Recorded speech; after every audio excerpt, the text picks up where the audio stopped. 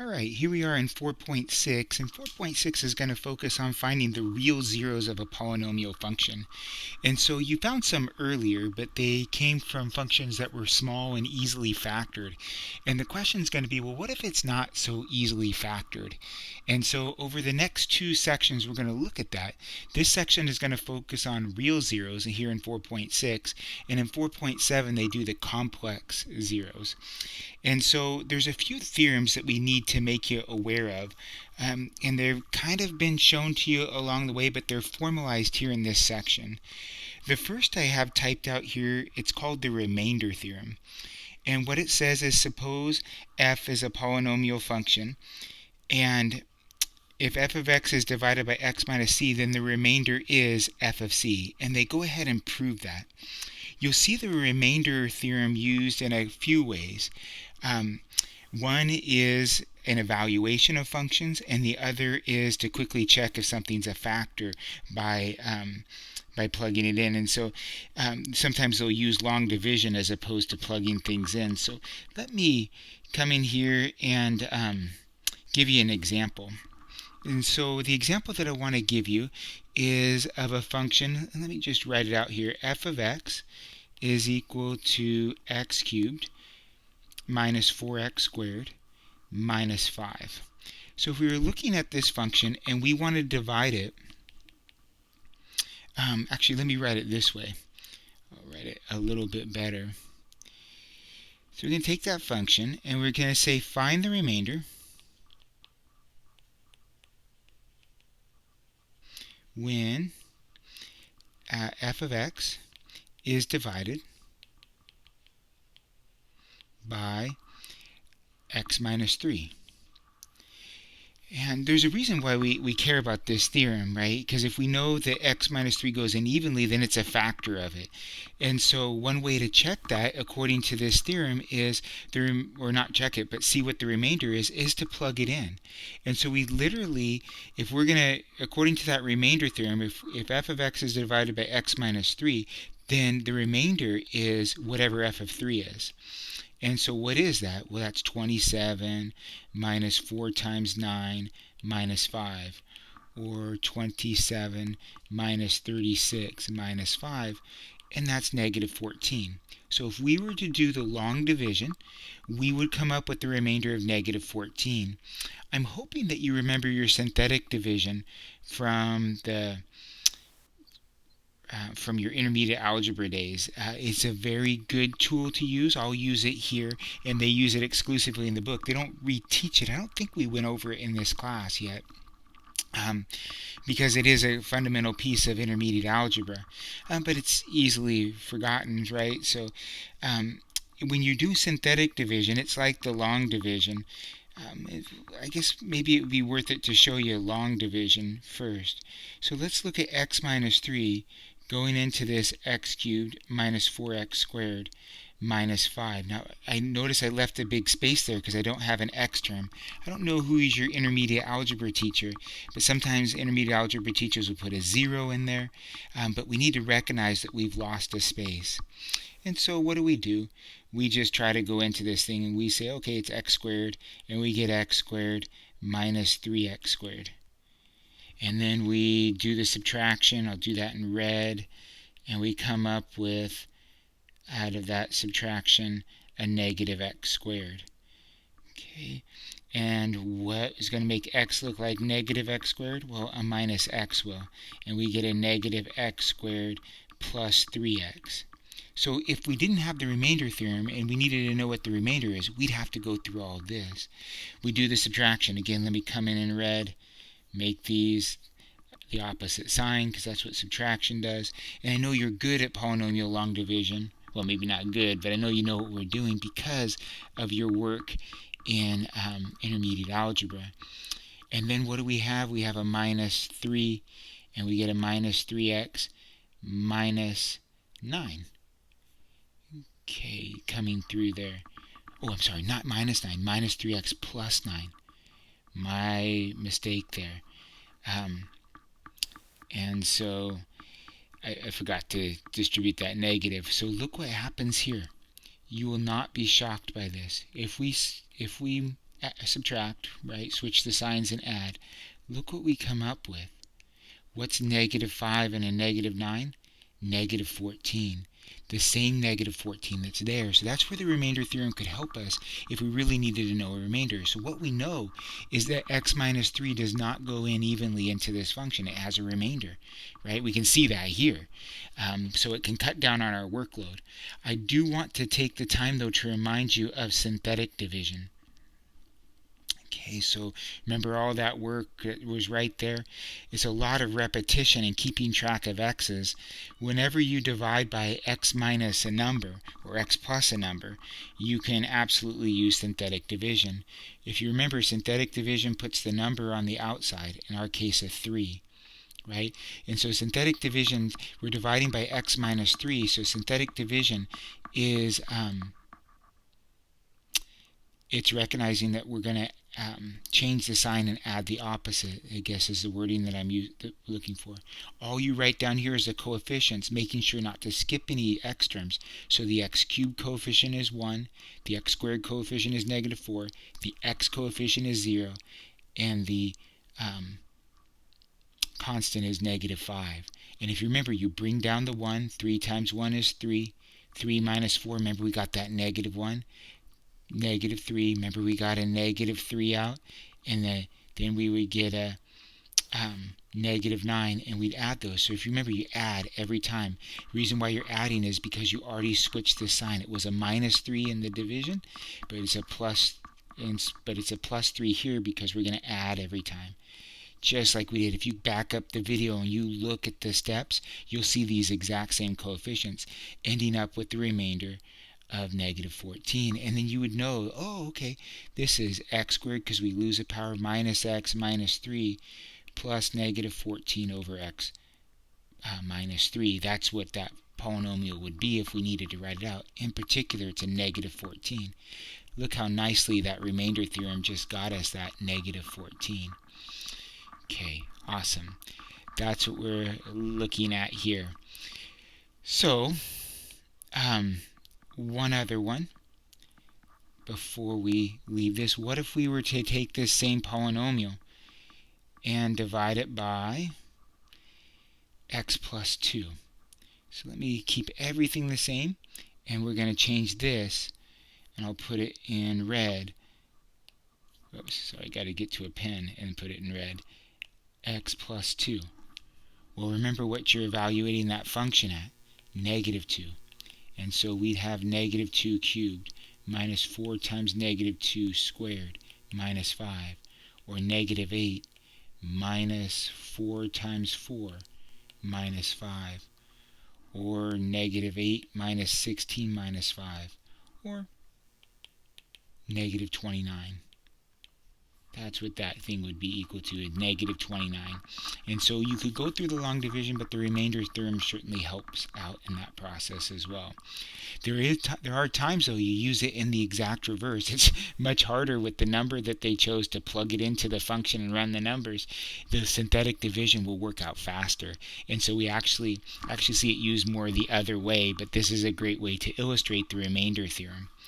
Along with the remainder theorem is something called the factor theorem. And so if I come up here, we'll read together the factor theorem. Suppose f is a polynomial function, then x minus c is a factor of f of x if and only if f of c is equal to 0. So if f of c is equal to 0, then we know x minus c is a factor. If x minus c is a factor, then we know f of c is equal to 0. So for example, here in this last one we did, f of negative 2 was negative 29. Well, that means negative x plus 2 is not a factor. It doesn't factor that way. We tried f of 3, right? And we came up with negative 14. What does that mean? That means x minus 3 is not a factor. And so you can start ruling out factors right away. And again, remember what our goal is. Our goal is to find the real zeros of polynomial functions. So we're going to put all this together in the end. So I'm just going over the basics of it. So if we looked at a factor type of theorem, we could look at something like f of x is equal to 2x cubed minus x squared plus 2x minus 3. And the question could be, A, is x minus 1 a factor? Well, the fastest way to find that out is to look at f of 1, which won't be hard. That's 2 times 1 cubed minus 1 squared minus 2 times 1 minus 3, which is 2 minus 1 minus 2 minus 3. Ooh, sorry, there's a plus here. Okay. I didn't mean to mistranslate that. I just saw that as I looked up. So I had a wrong plus in there. So what's that equal to? Well, 2 minus 1 is 1, plus 2 is 3, minus 3 is 0. Oh, so x minus 1 is a factor. So this thing breaks down into x minus 1 and then something. Now, this would have been a waste of time in a larger problem to find the 0 that way. It's far better to find the zeros actually by doing the synthetic division. If you want to know whether x minus 1 is a factor, use synthetic division, and I'll show you why. Your whole goal is to find all the zeros. So instead of just plugging in 1 and seeing if it's 0 and saying, yay, I found one, and sometimes that's going to be really hard because the numbers you're choosing are big. It would be better for you to say, oh, x minus 1, I'm going to do that through synthetic division. I'm going to put a 1 up here in the corner. And I'm going to write the coefficients across the top. 2, negative 1, 2, negative 3, and x cubed, and x squared, and x, and a constant. I'm going to draw my line. I'm going to put a little box here for my remainder. I'm going to bring down the 2. 2 times 1, 1 times 2 is 2. I'm going to add 1. 1 times 1 is 1. I'm going to add 3. 1 times 3 is 3 plus negative 3, 0. So here's what you found. You just found out that it goes in evenly. You just found out that f of 1 is 0. So x minus 1 is a factor. But look what else you got. Not only did you get the x minus 1, which we got before, but you got this other piece right here. You now can come in here and say, the resultant polynomial is 2x squared minus x plus 3. And you can say, oh, I know all about quadratics. I've been dealing with quadratics since Algebra 1. I'm looking for factors of 6 that add to be 1. That's not going to happen, right? And so we would use some kind of quadratic formula on that, probably, with the 2 in the first position. We use the quad formula to find the other 2. Now, if what's underneath the radical is negative, then it has no more real solutions. But in the next section, we're going to have that because we have some imaginary solutions, some complex solutions. So this is how these things are going to play their role. And again, we'll look at some specific homework questions here as time goes on. I just wanted to lay out the basics. So there's a couple of other things to be aware of. A polynomial function cannot have many more real zeros than its degree. So for example, this function right here is a third degree polynomial. At maximum, it could have 3 zeros. I think I've only looked at third degrees, right? So whatever the degree of the polynomial is, that's the maximum number of zeros it could have. Okay. And the other one that's really good to be aware of, and the book will ask about it and should, Descartes' rule of signs. So René Descartes was a French mathematician. He's actually the one that formalized the rectangular plane, what's called the Cartesian. Is actually named after him. And what am I talking about? I'm talking about your XY two-dimensional graphing system was first formalized by René Descartes. So he has a lot of different claims to fame here, René Descartes, and this is one of them. This is actually a very powerful theorem as you go through and apply it, and you'll see it applied in this section. So let's take a look at what this thing is saying. So we'll read it first. F is a polynomial function written in standard form. The number of positive real zeros of f is either equal to the number of variations in sign of the non-zero coefficients of f of x, or else equals that number less an even integer. So that's a lot of mumbo jumbo, right? And so we want to make sense about it. So let's pick a function. Here's one that I saw in the book.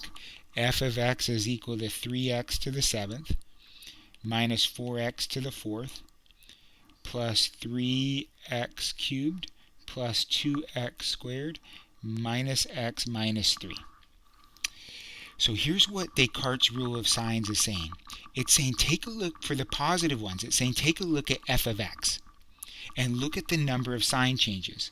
So I'll label them out. Here is one.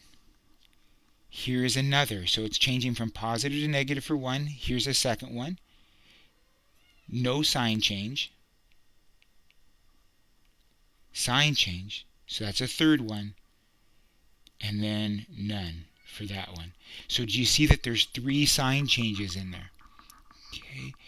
So as we look at this guy, there's 3 sign changes. So it has almost 7 zeros, but only a maximum of 3 of them are positive reals as we look at this guy.